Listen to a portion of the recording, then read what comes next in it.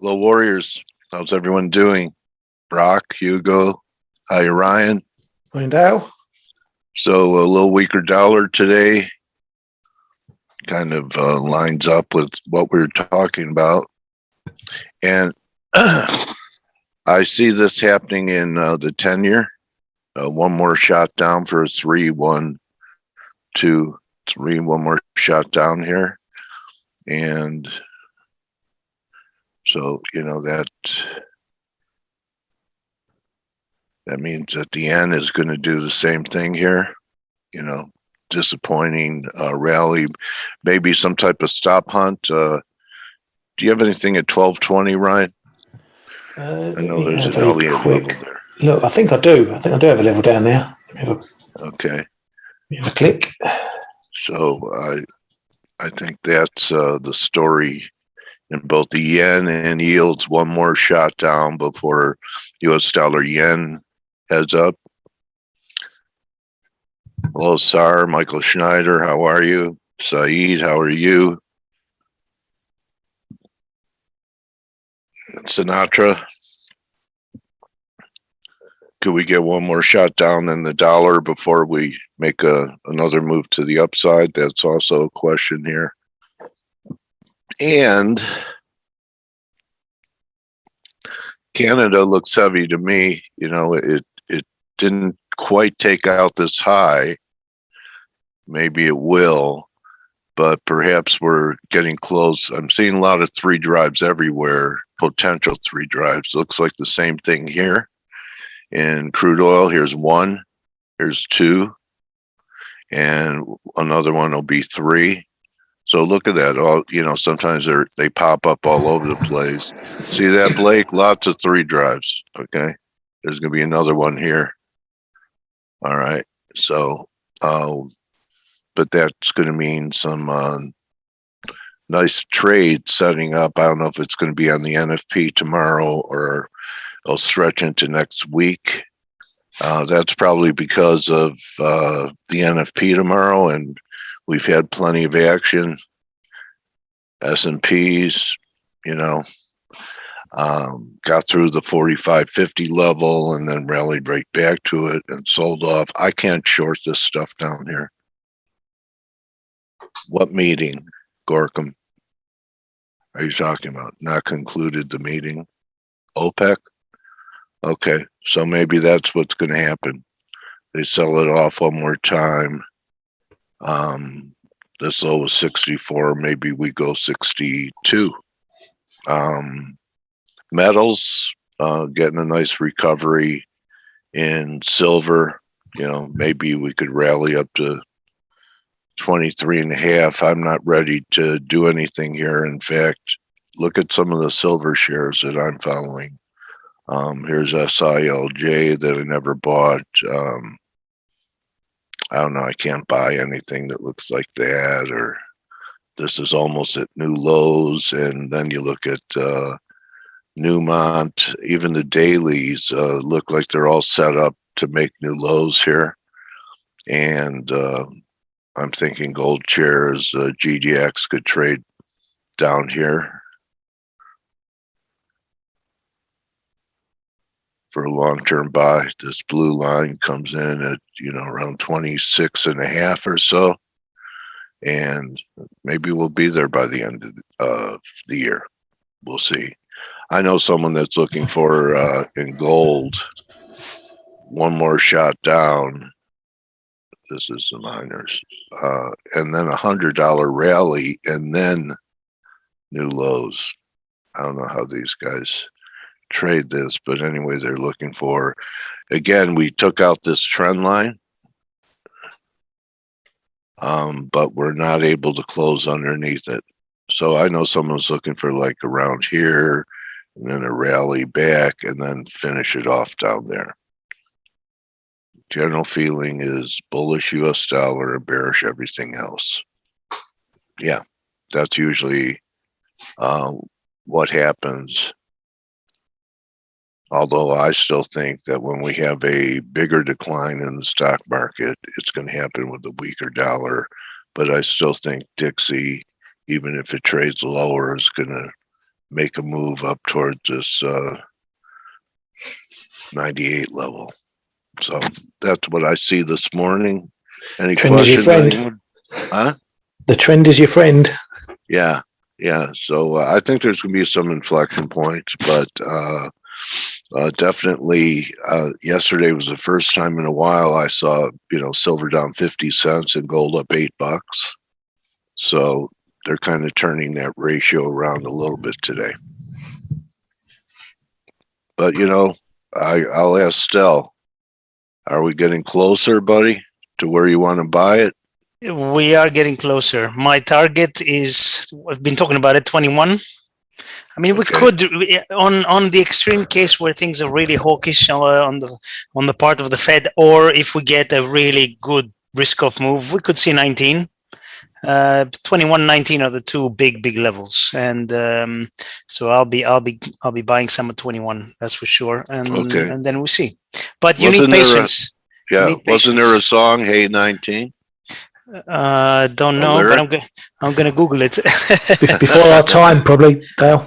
Was it like the 1920s? What is Ryan? What is it before your time?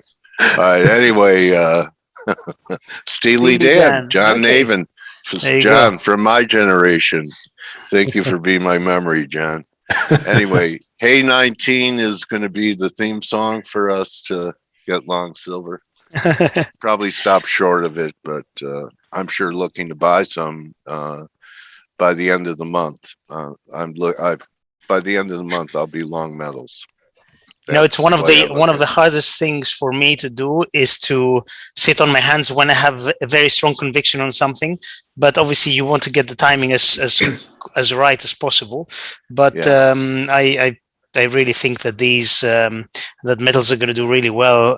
But I've been saying gold 1680. I think it's still a very decent chance we're going to get there, and that's a level where it's a really good risk reward long.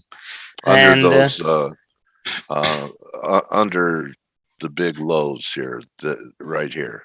I mean, for a flush out here. Yes, we might even flush down a little bit below, take everybody out. And then first Omicron case in Greece. Yeah, I'm sure it's here already. It's everywhere. And actually, I was reading today that the Pfizer boss was saying that they need, I think it was 2 weeks to find out how effective the Pfizer vaccine is against Omicron. And I'm waiting for that because I've had the Pfizer vaccine and I'm getting the booster shot next week. So we still don't have enough information. But if what they've been saying initially is true, i.e., vaccinated people have sorry, my dog seems to have an opinion. The vaccinated people have very low chance of severe reaction.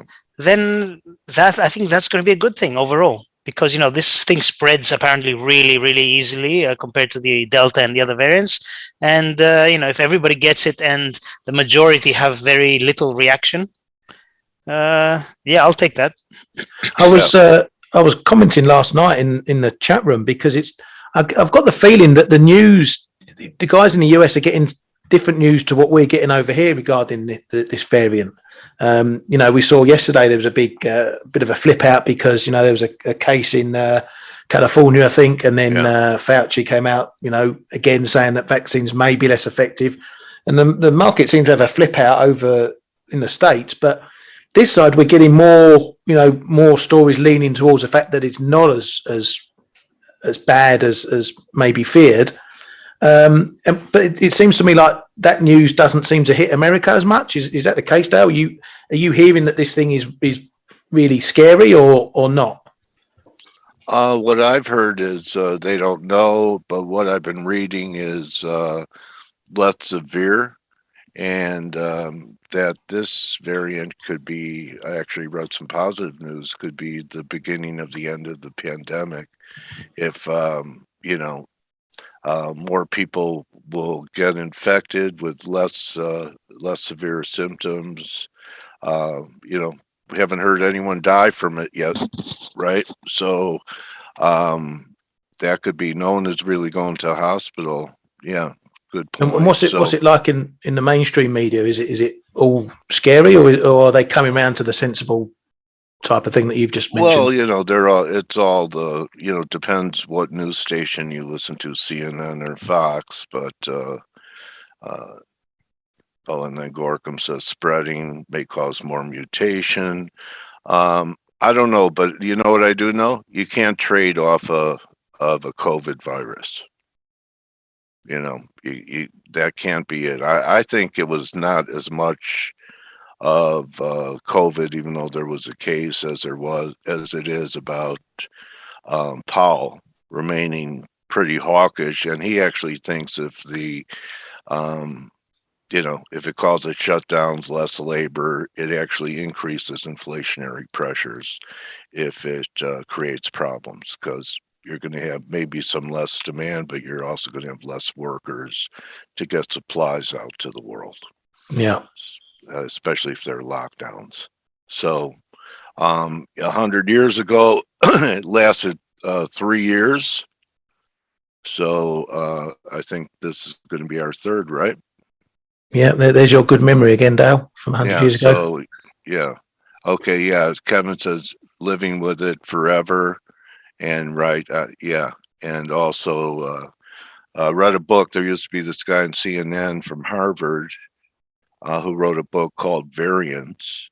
And he's saying the variants will be with us for 10 years. Yeah, just like the flu, I suppose. Yeah. But I mean, So, what I'm go ahead. sorry, Dale. What I'm No, looking go at ahead. is that, even on the power thing, yields are still looking soggy. I mean, 10s are looking soggy again today. As we know, power's gone even more hawkish or on inflation. Still talking that it's going to be coming down a bit next year, but I don't know what level it's going to sit at. But the yields are looking very soft, especially below 150, and that's weighing on dollar yen at least. Getting a series of lower highs now. The bounces are Right. looking pretty weak. We've got this 1250 level that we keep coming close to. It's getting to that point of too many knocks on the door, and the door opens and we're going to fall through. I've been playing a bit of Aussie yen, a bit on the virus on this risk move. Perhaps we'll get a snap back if we do get confirmation that it's not as bad as feared. I've got a bit of RBA in there too, but it's looking soggy. So I'm thinking about reversing my long into a short if this 80 level breaks in Aussie yen. Okay. But we need good to morning. see the Oh, NFP. sorry. Go Yeah, ahead, Blake. yeah. No, I was going to say good morning, guys. How are you? Morning. I'm a little late to the party here this morning. I was just dealing with a little bit of some issue, some housekeeping issues over at ForexAnalytix. But I wanted to ask you actually. So what do you guys think? I mean, the virus, it hit our shores yesterday. Knocked the stock market down. I think if you are like, oh, look at that, it's in the U.S. and that freaked you out, then I'm like, well, okay, well, you had to imagine it was going to eventually make it here. No one would have thought otherwise, right? So, do you think the market's reaction yesterday was overdone? Do you think it's over exaggerated, or do you think maybe it's just an excuse to take some profits? Because I have to say that we closed below some pretty key levels of support in the S&P, but you were just talking about yields and in the yen. I was long euro yen yesterday. I took it off for a pretty small loss, like I think it was like negative 20 pips or something like that, because I was looking for bigger moves in either direction. So or obviously it had to hold. But we closed below 128, and I'm like, yeah, I don't think I really want to keep that because yields were coming down. What do you think here, guys? I mean, stocks, like I said, overreacted maybe, but we are still trading below 45.50, which was the breakout point, and that was actually our overnight high. So we haven't been able to scale that yet. So what are your thoughts? Well, that's the question I asked Dale. It seems to me that the US is reacting, far greater to this news. Europe and the rest of us over here have had that reaction already, and this is like fresh for the US. And that's my thought as well. Is there a bit of a news divergence going on between what we're hearing over here now versus what America's hearing. But yeah, I think it's possibly overdone. But price action is a price action, and it's not bouncing to any great degree, is it? And there seems to be more people willing to knock it back down again than there are take it back up. So you can't argue with the price action. I believe Ellioticians would call this 1, 2, 3, A, B, C, 4, 5. So we've had a 5-wave decline. We should be looking for a fib retrace here now see if we get a failing rally. That's what some Ellioticians would be saying here. So I'm in the camp that, as long as we stay below this 45.50 level, we're bearish. And, what's interesting is I think that yields are coming down, but I think they're going to stabilize at some point because, we're just not seeing or hearing from, any central bankers like, oh, wow, this is going to be a big issue. I think most people are in the wait and see camp. So, to see how much of an effect Omicron variant is going to have, and if it's going to really slow down economic activity. I think most of us will quickly find out that it's not going to be too big of a deal from an economy standpoint, for the economy rather.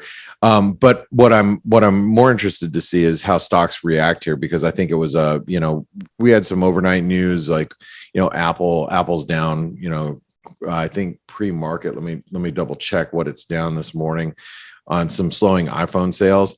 And I'll tell you what, I got the newest iPhone. I finally upgraded. It's been a while. I skipped a release, and I got like it's down actually.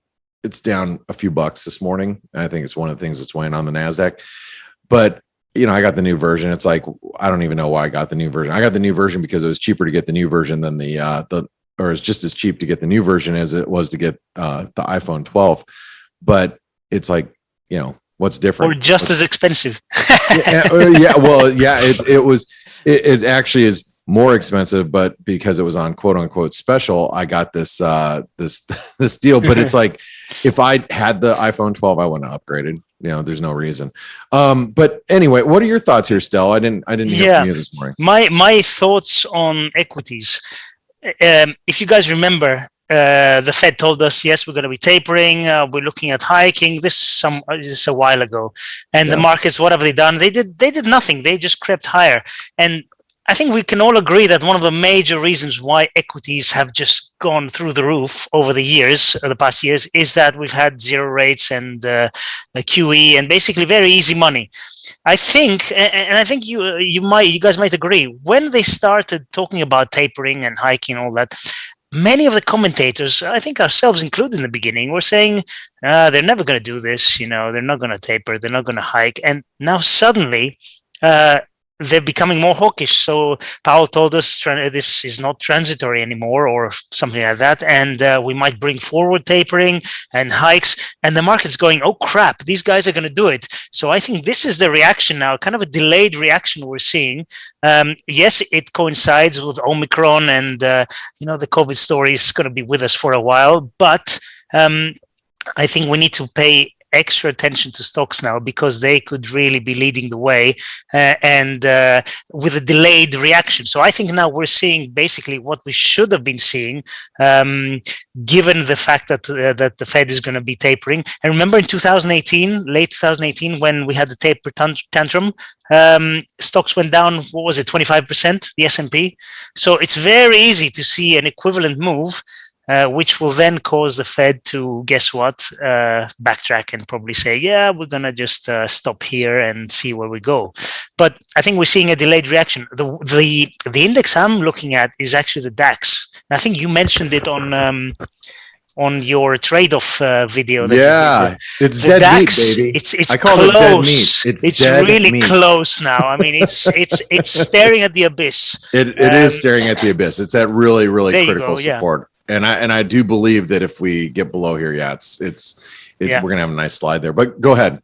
No, I'm just going to say we're seeing a delayed reaction, I think, to the Fed announcing the taper and starting the taper and all that, and people are just realizing now, okay, they're going to they're going to try and do it anyway. So I wouldn't be surprised if we see this, 20-25% move lower, like we saw in December 18, which would only take us, what is it, 10, 12? It will take us just below 4,000, right? Or something like that, which is still where we were a few months ago. So it's delicate. For the first time in ages, I think the situation might be turning in equities. The fact that the yields are still very low is supporting equities, but you know how it can be. If we get a technical break on the DAX, it's going to take other indices with it, and there's always these relative value plays. So I think we should be very careful, and let's not forget, equity longs over the past year or two, they've done really, really well. So when people start saying, okay, we think this was it for this leg and we're going lower, they're going to start heading for the exit. And if you're up, 50%, 60%, whatever, you don't care if you lose, 3-4% on your exit. So I think we might see a little bit of an accentuated move if that happens. I mean, let's, think about this really quick. Let's talk beginning of 2021. Here, let me be a little bit more. I'll go January 1st, right? January 1st, here we are. Right there, basically, right? To the highs, we're up almost 28% on the year for the S&P, right? Yeah. I mean, now we're currently up 21%. Look, that's a good year of returns. For those of you that this is so funny. It's funny to talk this way. For those of you that haven't been around in the markets for that long, when I say for that long, let's just say less than 15 years. You may not realize that average stock market gains annually, or if the S&P squeezes out a 3 to 4% annual gain, that's a good year, right? I mean, we're up 20% this year. Now, for obvious reasons, you go, well, it's COVID and all the liquidity and blah blah blah. But yeah, I mean, it's still really, really a very healthy gain for the markets where we're currently at. And I think the market's looking for reasons to pull profits and to take profits. I don't believe anybody thinks out there that the Omicron variant is going to be of substance, but it is giving people reason to take profits off the table, maybe, hedge some of their long exposure. Let's not forget, and this is one thing that Chris Weston over at Pepperstone brought to my attention yesterday, let's not forget the VIX. Look at VIX. And this is a trend line that I've had on my screen forever, right? I just got rid of the COVID spike, looked at the, previous resistance, trend line resistance from once the market the dust settled. Dude, we're like well above this daily trend line. I think if we stay perched above 25 in volatility, that's a scary thing. If you're, long commodity currencies, your long EM currencies, you got to be really careful if you're short like the dollar MEX and you're like, oh, that's a false breakdown here. I'm going to be playing it to the long side. Euro MEX, I think this is one that you want to be long. It was, it held the 618 retracement. So anyway, I think that you have to be a little careful here with stocks. They aren't acting well.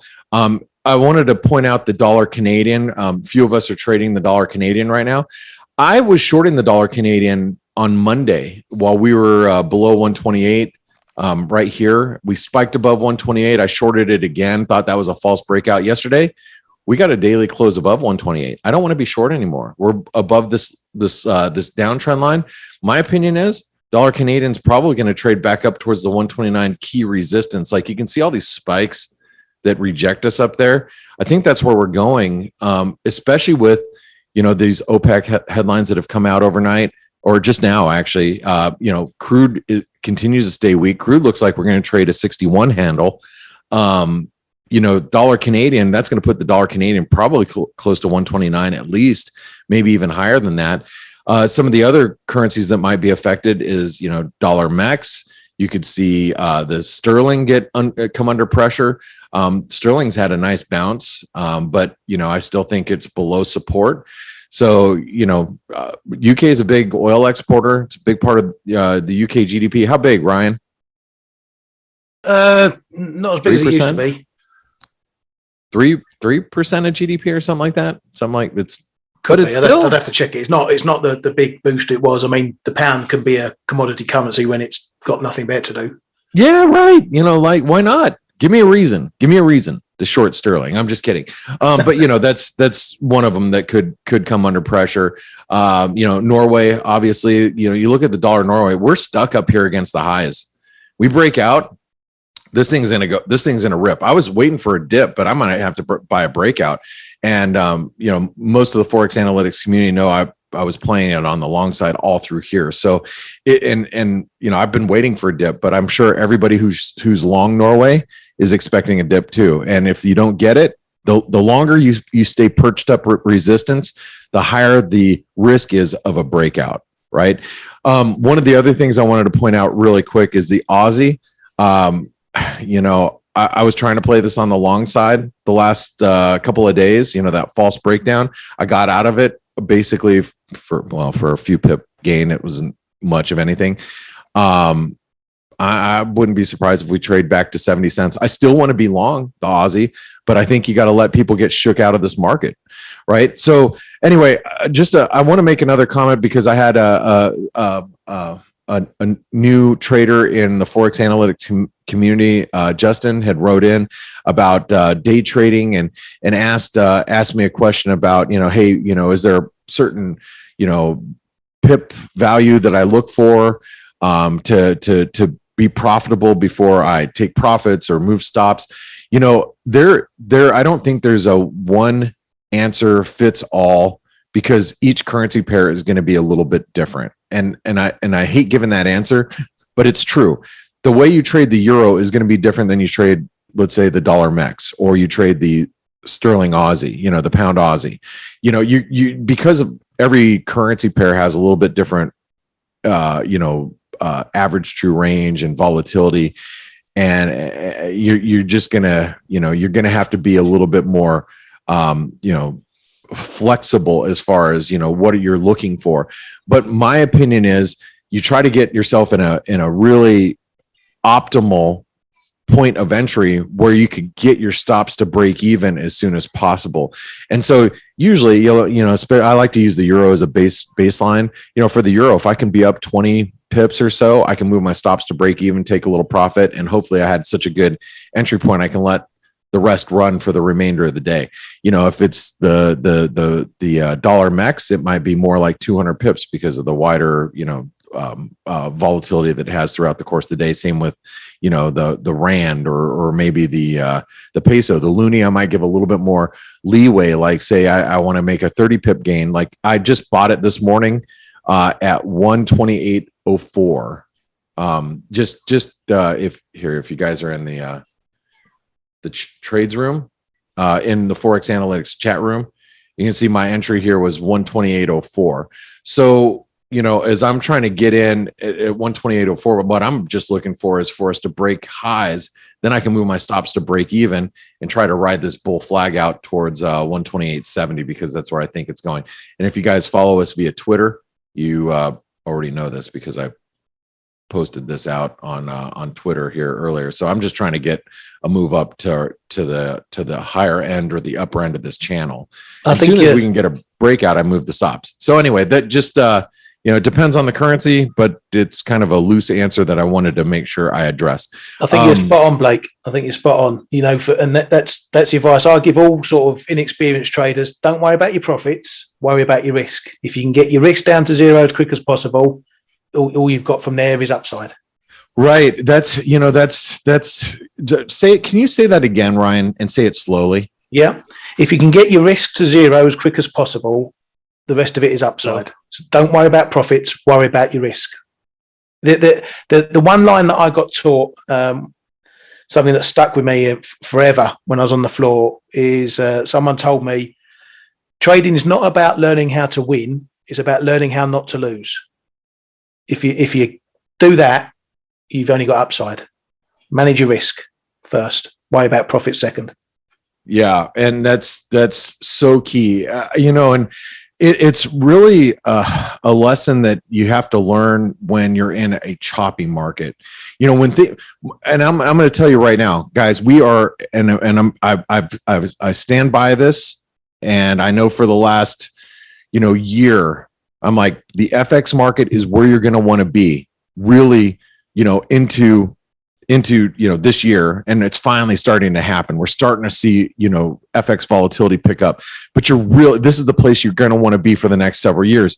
The reason why is rates are moving. And because of that, if you survived through the last, let's just call it 5 years of trading currencies in a low volatility environment, this is where you reap the benefits, because you've learned how to protect yourself and manage risk during a very low volatility environment. So sit back, enjoy the volatility, enjoy the more explosive moves as central bank expectations start to move around. Inflation starts to move higher globally, and the best place to be is be here with Dale Pinkert on the F.A.C.E webinar using ForexAnalytix. Right, Dale? That was a lead into Dale right there. And he's probably on mute. So anyway, I'm such a humble guy. I don't know how to respond. but guys, I just want to say that I know, Dale, you've got your interview. Make sure you come join us in the ForexAnalytix community. Take advantage. I'm going to tell you right now. Take advantage of the pricing that we have currently. It's $1 for 10 days. You get to get the full kit and caboodle at the premium package for $1. It's only, it's $120 a month after that.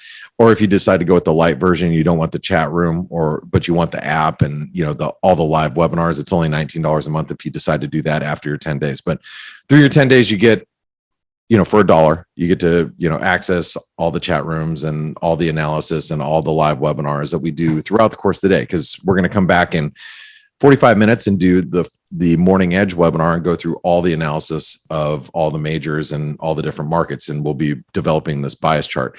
But I want to say, take advantage of it now, because we will be running a special at the beginning of the year, because we do our annual pricing special always, right? And annually, as I was just saying, but we do remove the ability to take a trial, because you get a really good rate, the best rate that we offer throughout the course of the year. So take advantage of the trial right now while you can. All right, Dale, it's yours. Stelios, Ryan, and the team. Thanks, everybody. Guys, just quickly, I've put in the link to the competition. If anyone wants to do the non-farm payrolls competition, win a free month, free prizes of that up for grabs. Yeah, tweet that. We'll make sure that I'll make sure I retweet it, and we'll get the ForexAnalytix handle to retweet that as well. So this way you can win a free month of ForexAnalytix. So thanks, Ryan. Appreciate that. Cheers, guys. Steve Miller, Slim, welcome back to F.A.C.E, buddy. Hey, I'm here. You are, and your arms are crossed. So what's your body language saying? So I want to welcome you back, Steve, to our community. Thank you for taking time out.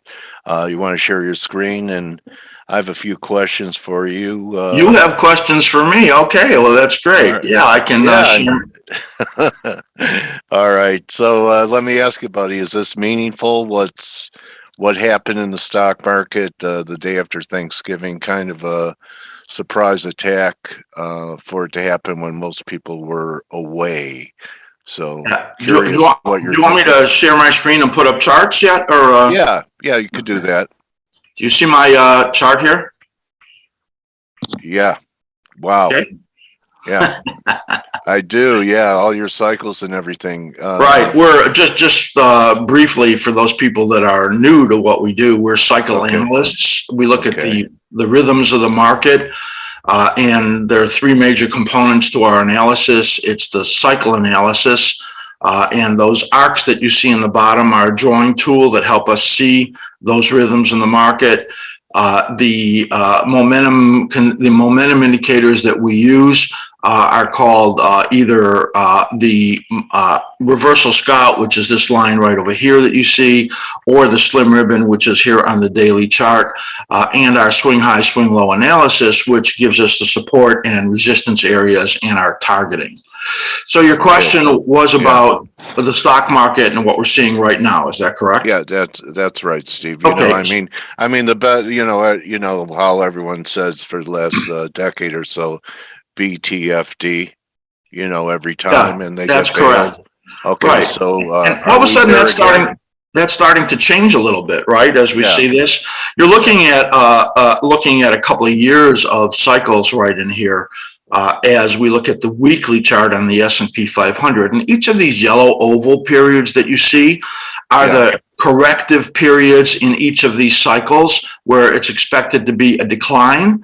And the reason for the mild declines that you have here is that the dominant energy, which comes from the longer term or the monthly pattern, has been so super strong, and that has prevented these corrective periods. Now, each of these cycles are approximately 22, 23 weeks long, and that's how these measure out. Now, we were looking for a correction right in here, and I think one of the few analysts that was looking for a declining phase in late November and mid-December. You see that note there, period of risk.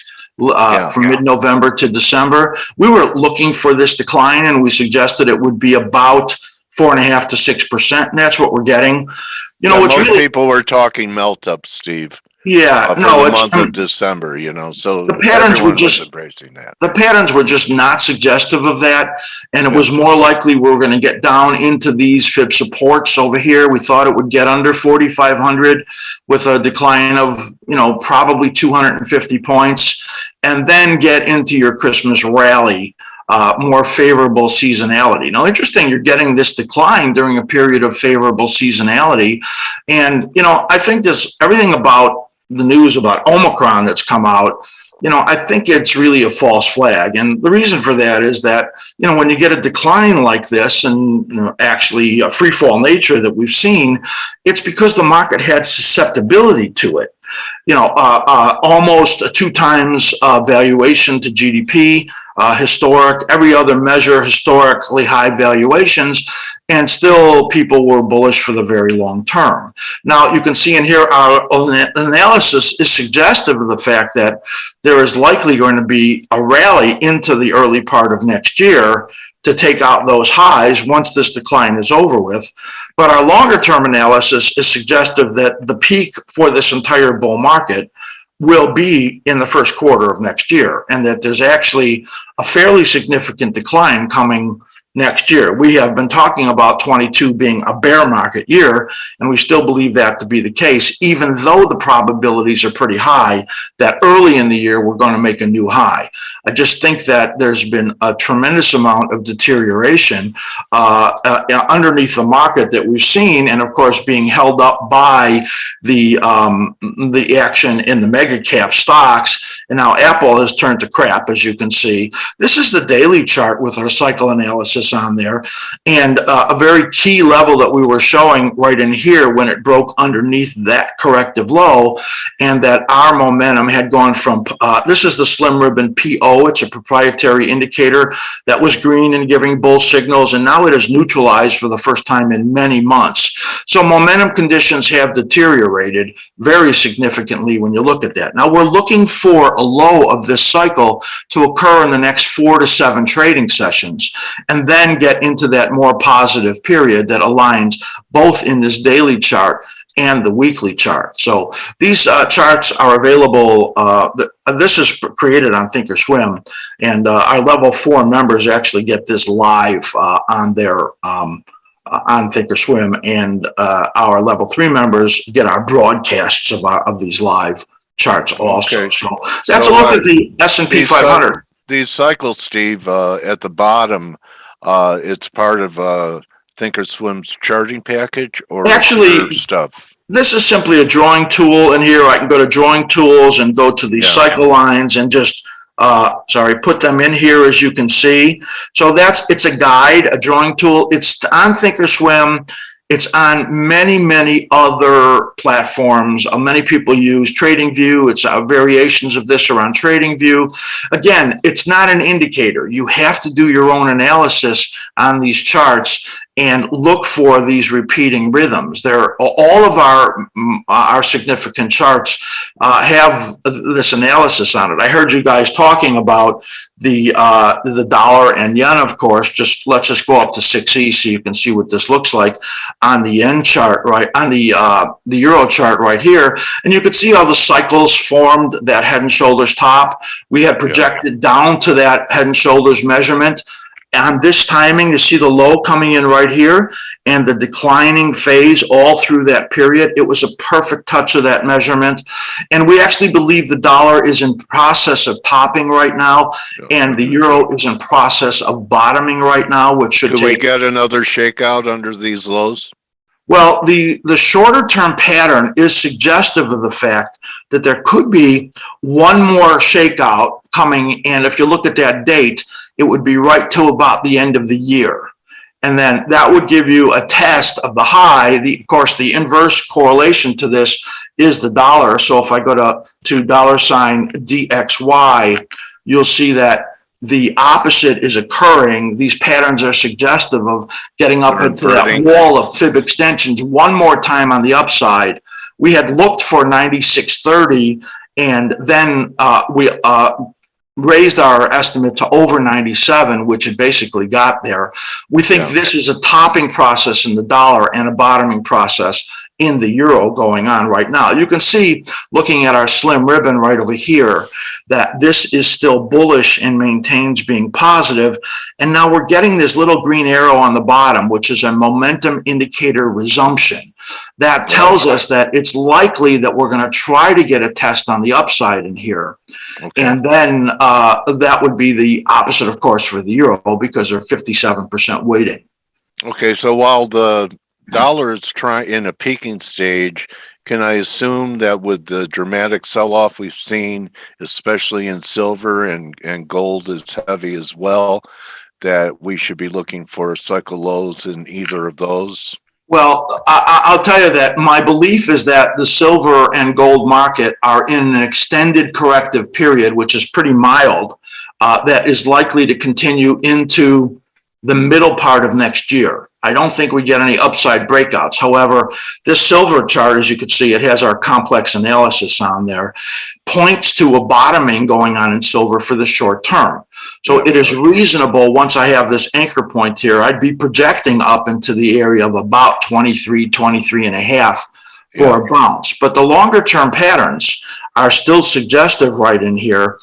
And you see, getting down to this is the weekly chart, and the fact that it got down to the 78.6% retracement into that major support area is a warning that rallies will likely not be able to hold up.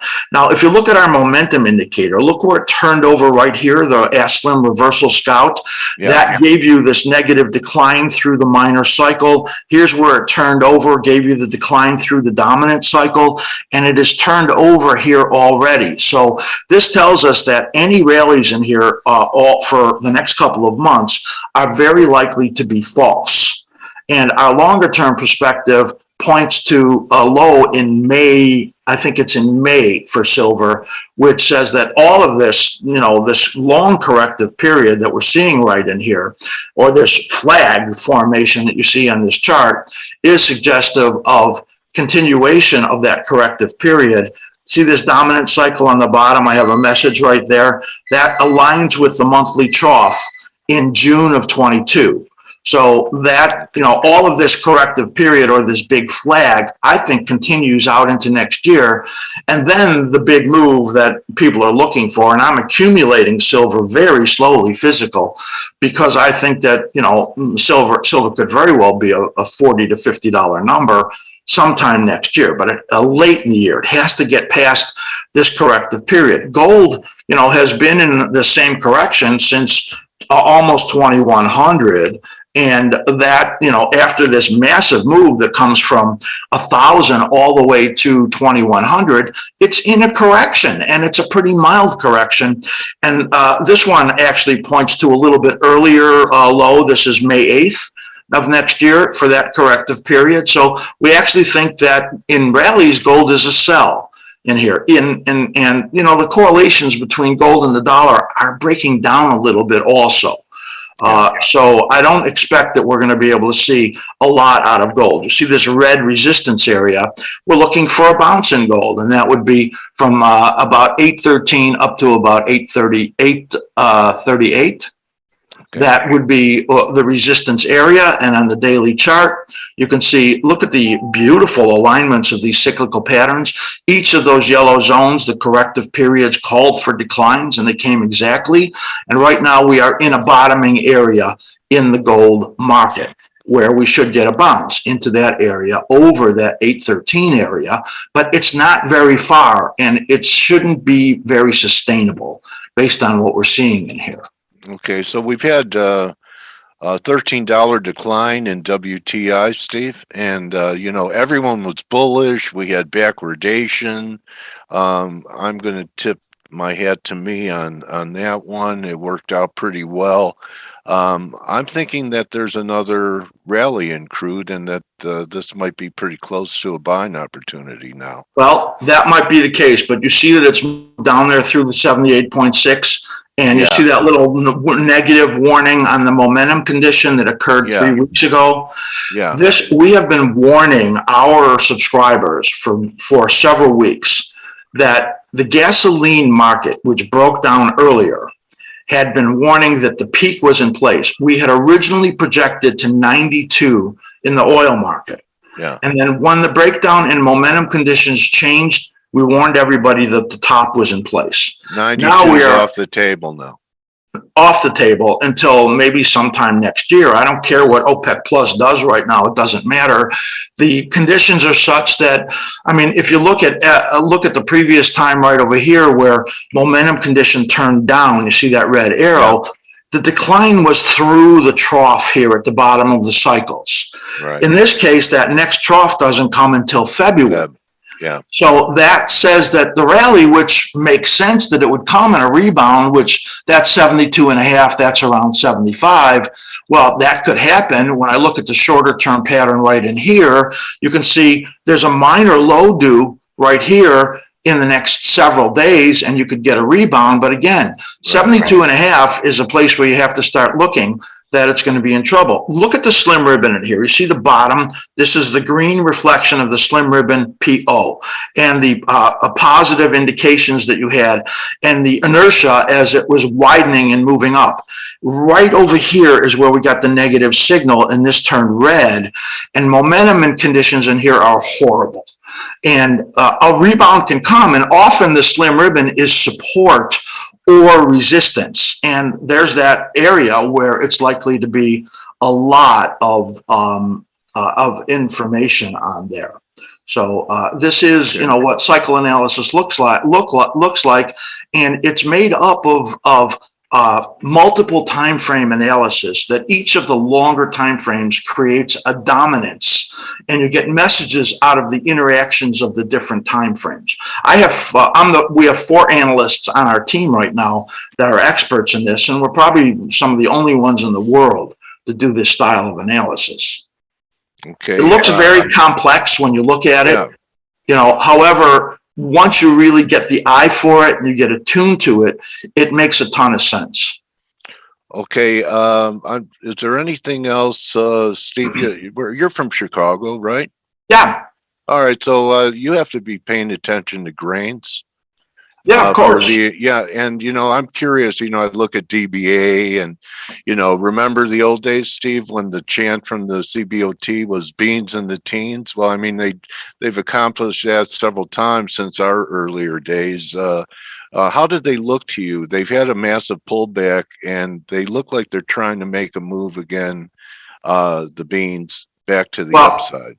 I happened to put up wheat to start. Yeah, it's been the strength, right? Because wheat has been the strongest one of all.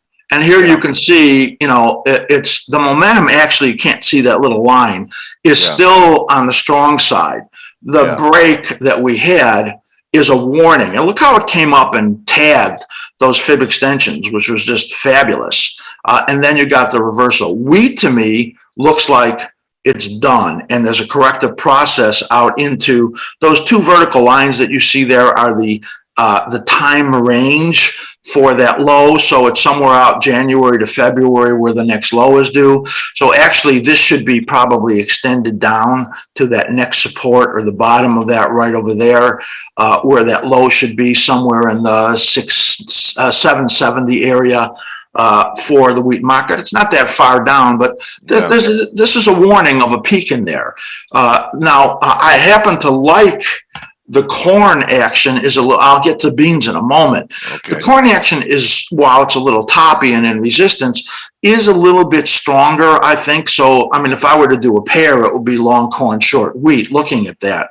The bean market is kind of middle-ish compared to these right in here. Now, this has our colored phasing in there, so it looks a little bit different because I do this on some of our charts for instructional purposes. So you see that soybeans are in the third week of the next rising phase.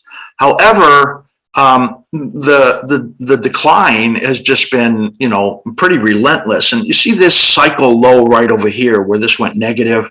Once it got under there, it turns this red and it tells us it's likely to decline into this time frame, which it did. Now we're in this rising phase, and you see that the high was made in the first week off the bottom. I'll blow that up a little bit so that you could see that a little bit closer. The fact that that is the first week off the bottom, the probabilities of that being the high of this rally are less than about 10%. Yeah. That means that that high right there is likely on a short-term basis to be exceeded. That would take you up to these resistances about $13 up to about $13.30, let's say, on this intermediate pattern right over there. The daily pattern that we look at right here is actually, you can see there are two projections in there because we don't know if it's going to take the upper track or the lower track, but this gets you up to about 13 and a quarter right there. And what it might do is create what we call a basing cycle in here where it comes, it rallies, and then, but it doesn't take out this low. It holds on and then begins to move up. I would say that around the beginning of the year is the most favorable period for beans. And I would say that based on the sum of the evidence that we look at in here, beans look like they're going to get a bounce in a downtrend is what is suggestive to me. And that bounce very likely into the low 13s based on what I see here. Appreciate that. Look, why don't we wrap it with yields, with the taper going on and you know, some risk off happening here. Yields have come back in. The yield curve is flattening. What's your view here? Well, the first thing I want to say is that what I said to my subscribers about a week ago is that now that Powell knows his job is secure, there's going to be a tone change because you know, the fact that he has dumped the word transitory, he doesn't own up to the fact that just means he was wrong. Yeah. You know, and he's been wrong, and the Fed has basically been wrong, and everything they've done in here about this massive, great experiment since 2008 has been wrong. So the likelihood of inflation being a big problem they're looking at right now, I think that's actually wrong also. But in the meantime, they're going to try to catch up. They've got to try to do some normalization because their toolbox, which they say is extensive, is really not. They can't keep doing QE. You're going to keep getting these inflationary whiffs, which I think is all in the context of a large deflationary process that's going to go on for years. But you get these whiffs of inflation, and you're going to get these whiffs of time when rates try to go up. And I think that we're facing one of those pretty soon.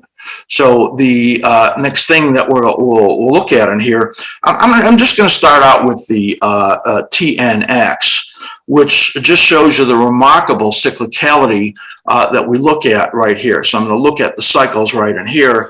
And the cyclical rhythms in here are phenomenally good. Let me just change this to the updated one. And you can see that right in here. I actually think that yields are about to go into a brief period of weeks where they're basically range bound. And we'll like to see that between, I'd say 1.35 and 1.6, something like that, back and forth in here. But you'll notice where this, where yields point to the upside in that next cycle that you see right in here. That is, that is, I think, a period, and it might be earlier than Christmas, that we're going to get a very large upside in yields. I'm going to switch to the TLT because it's got a very busy chart here with all of the cycles from all the 20, 30, 10, 20, and 30 on the bottom in here. They all TLT looks like it wants to break out to the upside. I know that it looks that way, but look where it is. It's at a point where there's massive resistance, and there are 3 cycles that are pointing to the downside. Whoops, didn't mean to do that. There are 3 cycles that are pointing to the downside in here that will take effect sometime in a matter of weeks. The 10s, 20s, and 30s are all pointing to a large decline, and that's why I think we're going to get that big pop in yields out into February. I think we're going to see one of the biggest fast downside trades in the Treasury futures that we've seen in a long time. And our longer term projection is in alignment with this very significantly. Our monthly projection in yields points similarly to this. So we're looking for a break in the bond market and a big upward pop in yields, and potentially getting the 10-year up to about 2.2 sometime next year is what it really looks like to us. So the TLT really tells the story. There's a short-term pattern right in here that you can see that it's moving up into those cycle peak resistances. It could get through there and hook everybody, but there is a lot of downward pressure about to come into the market in treasuries, and that would be upward pressure in yields. And I would say that would come in a matter of a couple of weeks, probably. What a great presentation, Steve. Thank you. You're an excellent technician. I love your work. I'm so glad I reached out to you on Twitter and talked you into coming into a small venue like ours. Yeah, well, glad to do it. I hope to share it with a lot of people, and the people that are watching this do check out our website at Ask Stel. Why don't you show it, Steve? Go ahead, sure, I'll show it. Let me just get that up right over here. Popping the wrong things up. A lot of coverage, a lot of detail, a lot of information on every chart you show. Yeah, thank you. This is AskSlim.com. What I want to encourage everybody to do is to click on this Save 30% or more. We have a great year-end special that we do. It's the lowest prices of the year. What we do is we give I'm just going to click on this really quickly. What we do is we give a special where if you sign up for one of our special prices, we will send you back an Amazon gift card. So here are the 4 different gift options. You can give the gift to somebody who loves the markets, or give the gift to yourself and try it. What's really good about this is that it's a non-recurring membership. We just want you to get a look at what we do. If you take our level 4 membership for 3 months, we're going to send you back $100 Amazon gift card. Take our level 3 membership, we're going to send you back a $50 gift card. So we cut some of the cost down for you for taking this non-recurring special that we're giving. So that's at AskSlim.com. And we have just a huge amount of information. What I shared with you today so far, we basically teach. And I have a workshop with 21 video modules on how to do cycle analysis that took me a couple of years to prepare. So, and tons of content that we put out there every single day. So we do live broadcasts with our proprietary indicators. And a tremendous amount of things that I have created. If you become a level 2 member, you're going to be able to get our 600 video library, where I've done tons of teaching on all aspects of engaging in the markets as a trader or an investor. So that's AskSlim.com. Is that the way you prefer to teach, via video instead of live? Well, we are now bringing in more live things, but it's through our Discord channels that are coming online and stuff like that. I used to do one-on-one coaching with people, but I don't do that anymore because I'm writing a book and I do a lot of analysis, and so there's not a lot. It takes a lot of patience. Yeah, not a lot of time to do that. Plus, for 20-something years, I've been certified as a personal growth facilitator and in emotional intelligence. So all of the work that I've done, and I have many videos on the psychology of trading, has been on putting that all together. The psychology of trading, the personal aspects, along with the technical side. You help people change a paradigm that is perhaps getting in the way of their trading if they were brought up with the concept of scarcity rather than abundance. Right. They hold on to old messages, and I want to reframe them or help them reframe that so that they act in ways that are confident. So, but I probably have 30 videos on the emotional side in our library. So it's really good stuff. So if you have some type of mental or psychological problem, you could reach out to Steve. I'm not sure what level he'll put you on the couch and diagnose what's wrong. He doesn't prescribe any medication, but I think it's part of it, Steve. Just like real estate's location. Trading is psychology. Yes, absolutely. If you're not in the right mind frame, no matter how good your plan is, you're just not going to execute it. Amen to my trading warrior brother, Steve Miller. Thank you, Steve, for being with us. Happy Hanukkah, happy holidays. Thank you. Same to you. Happy holidays. You want to stay in the rotation, buddy? I'd like to keep you. Sure. All right. So thanks again, Steve. Okay. All right. So that's Bye, everyone. That's a wrap, everyone. Remember, don't just count your pips, count your blessings, and we'll see you tomorrow. Adios, everyone, and good hunting the rest of the day. You could join the team in 14 minutes for the morning edge. Make sure you shaved. Adios.